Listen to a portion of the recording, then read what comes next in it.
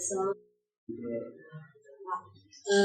jadi di sini saya ada mengikuti pendidikan inklusif tahap akhir. Jadi saya ingin sharing diskusi dengan Pak, karena Bapak kan juga guru BK dan juga sudah pernah pendidikan inklusif dan dinas ya. Sudah berapa kali kalau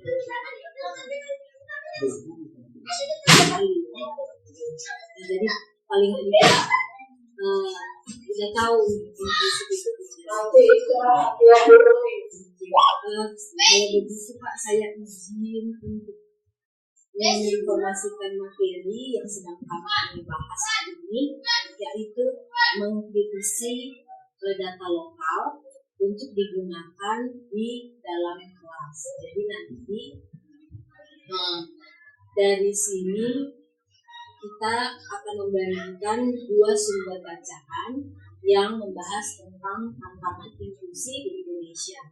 Yang satunya ini adalah literatur abu-abu dan yang satu lagi adalah literatur sistematis, dan kita akan bisa melihat apa perbedaan dari kedua sumber bacaan ini.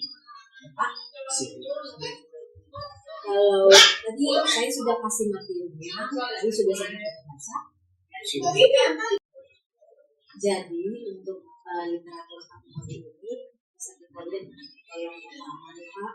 Nah, jadi artikelnya ini ada di website Dalim dan dalim.com, dan di sini bisa kita lihat judulnya yaitu Kemendagdikbud mau perbanyak SLB pelatihan dan KPK.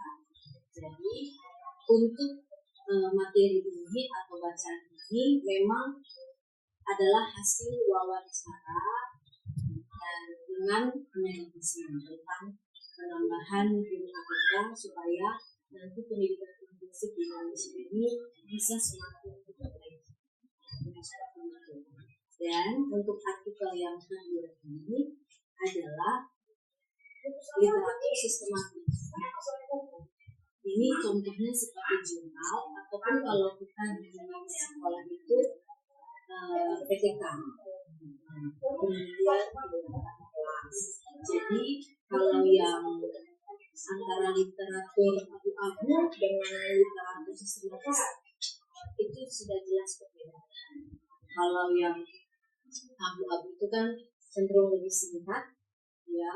Kemudian dia lebih fleksibel. Jadi kalau misalnya ada materi terbaru, misalnya ada kebijakan terbaru, misalnya dari kementerian ataupun ada topik terhangat tentang inklusif misalnya seperti itu. Nah, ini nanti langsung bisa dituliskan, kemudian langsung bisa dibagikan untuk kita para guru ataupun masyarakat ini.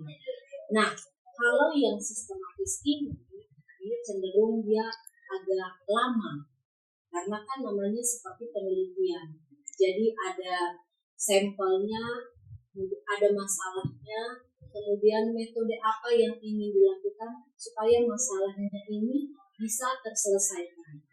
Jadi dia biasanya itu seperti mirip penelitian dan memakan waktu yang agak lama.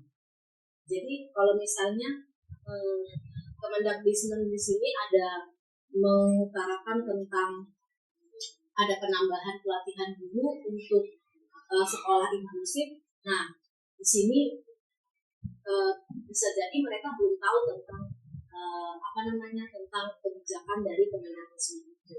Karena kan walaupun misalnya sama dimulai di tahun 2023, tiba-tiba di tengah jalan pemerintah kita seperti kita kemarin ada kurikulum deep learning, ya kan? Kemudian di pertengahan tahun ada perubahan lagi. Nah, kalau kita sudah melakukan perubahan ini kan mungkin paling tidak 1-2 tahun ataupun agak lama durasinya. Jadi tidak bisa kita tiba-tiba ubah untuk metode penelitian kita.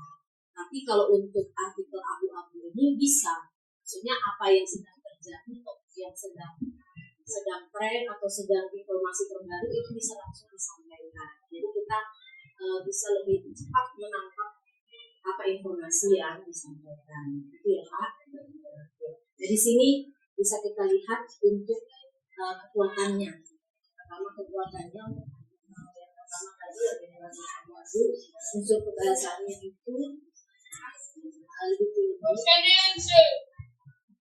Sedangkan untuk artikel yang muncul memiliki varietas ilmiah yang kuat dan objektif. Nah, jadi kalau artikel satu itu bisa jadi namanya ditulis oleh orang yang mungkin belum paham bidang pendidikan, tapi dia hanya menulis.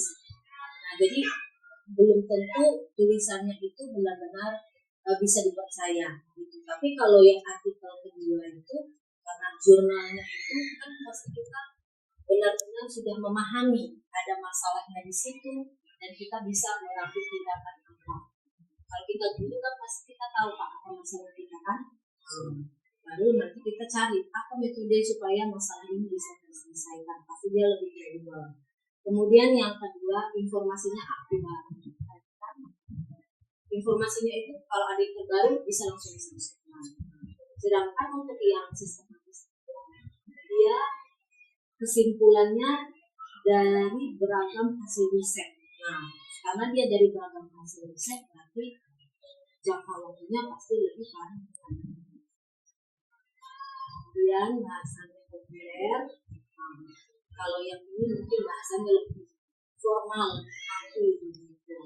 kadang juga kalau kita baca jurnal kadang tulisannya itu terlalu ilmiah, bukan kita lihatnya ini artinya apa gitu, kita harus cari-cari lagi dari orang lain. Kemudian itu masalah dan tulisannya menjadi banyak. Kalau yang ini lolos uji saling dari para pakar atau peneliti. Nah, kalau yang tadi ini tidak ada, Pak. Jadi kalau kita misalnya nih menulis, langsung kita tulis saja, nggak ada kita tanya dari para pakar atau para ahli atau bisa dari teman kita. Ini tulisan saya bagaimana menurut Ibu? Nah, itu tidak ada. Tapi kalau artikel yang kedua itu pasti ada, pasti harus berdasarkan riset dari A, berdasarkan riset dari B. Kalau ini sudah jelas. Kalau berdasarkan informasi yang belum saja hari ini berbeda dengan yang kemarin ini berdasarkan hasil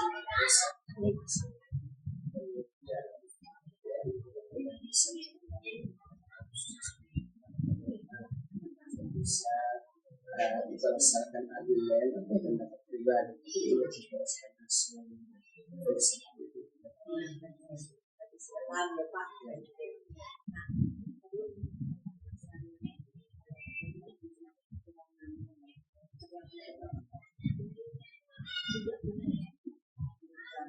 Bukan hanya sekedar mengatakan kita, kemudian tidak mengerjakan dasar teori, kemudian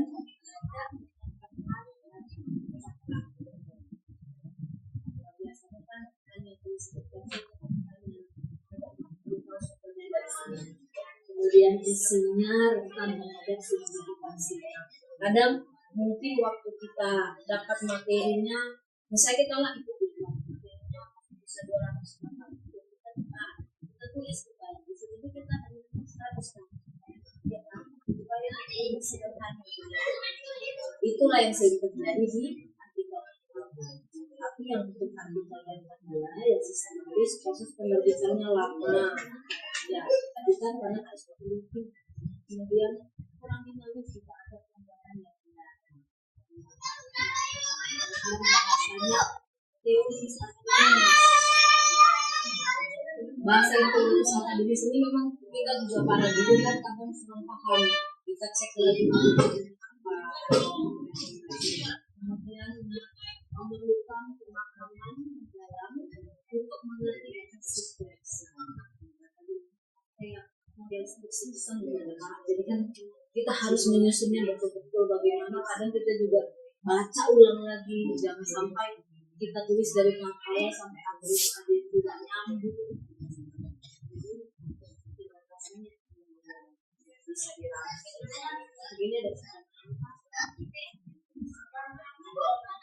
Sejauh itu dewasa tadi dan saya lihat tadi saya cukup menikmati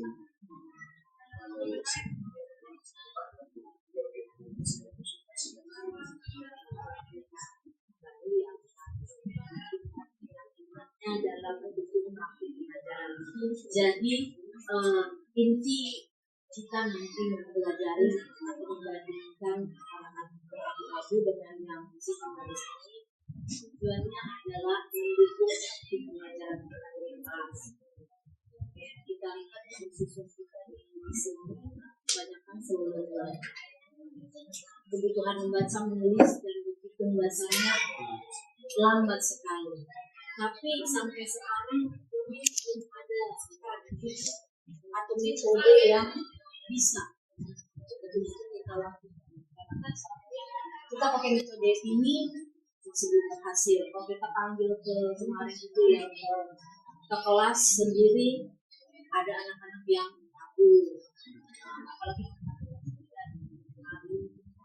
ejek temannya. Kemudian kita mulai panggil mereka secara pribadi untuk belajar aja. Misalnya juga mas kadang ada kesibukan sendiri.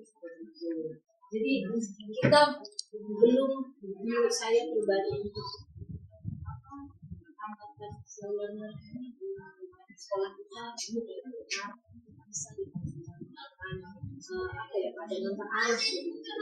Jadi karena sudah kita belajar seperti ini, nanti kedepannya kita bisa jurnal-jurnal yang bisa memberikan contoh bagaimana cara mengawasi anak-anak yang slow learner ini. Jadi apakah ada metode tertentu gitu kan yang bisa dilakukan bukan hanya di satu kelas tapi di seluruh sekolah.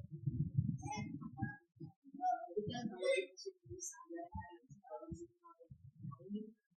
bisa oh ini metode yang A ini sepertinya cocok untuk kita lakukan. Ada bukunya, ada cara-caranya, dan ada hasilnya. Yang juga itu bisa menjadi dasar kalau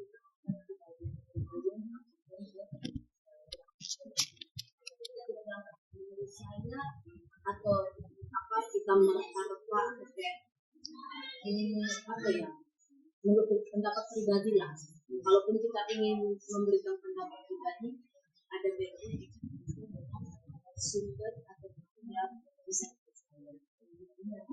jadi kita untuk dikajikan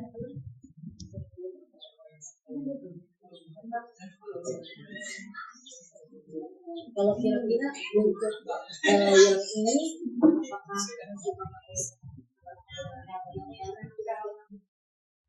belajar memakai kelas untuk kita sebagai guru BK dalam hal ini peran kita untuk menyampaikan anak-anak guru ini saya pikir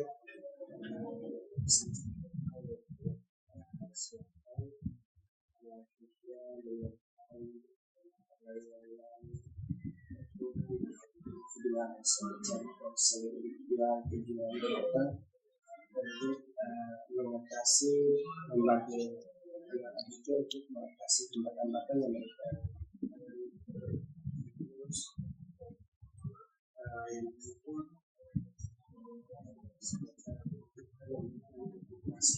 lewat membantu mereka supaya mereka itu tidak malu dengan teman-teman yang lain, khususnya teman-teman yang merasa diri sudah bisa. Dalam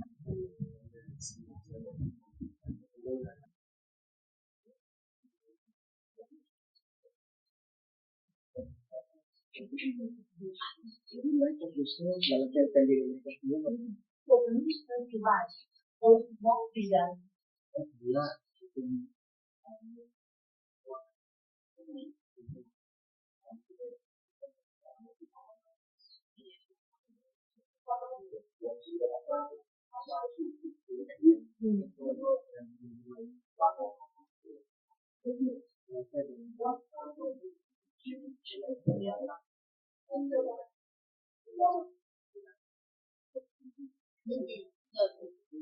sendiri,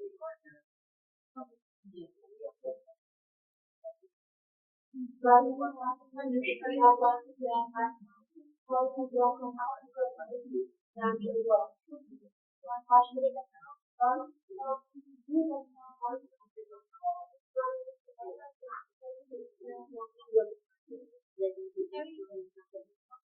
kita ini ternyata anak-anak juga harus jaga supaya mereka juga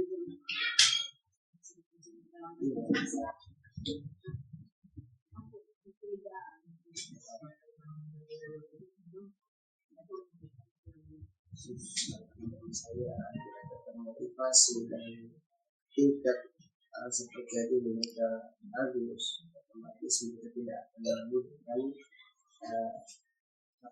program yang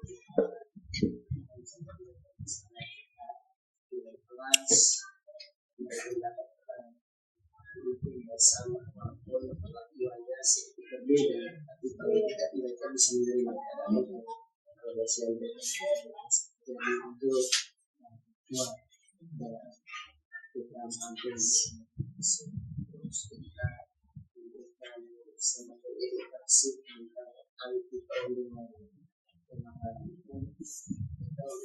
dari sebuah siswa bahwa setiap orang itu berbeda, jadi harus saling menghormati dan menerima, jangan menyamakan diri kita dengan orang lain.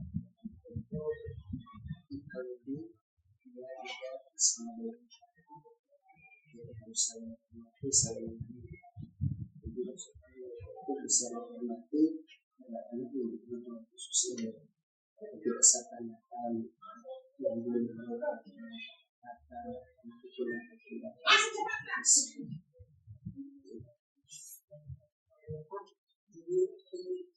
yang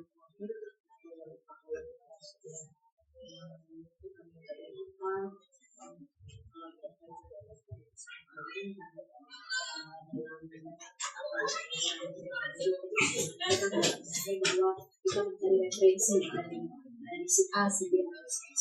Landasan kita pakai dari mana? Iya betul sekali, juga setelah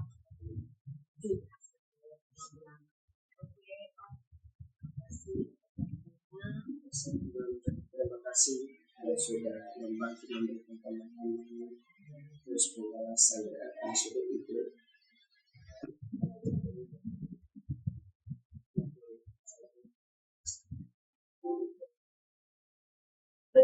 Berarti ini bang apa namanya yang bisa dilakukan di kalau dari saya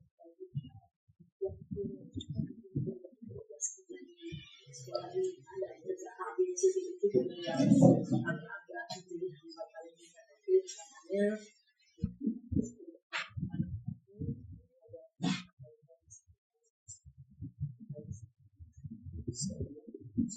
terima kasih banyak untuk waktunya. Saya selalu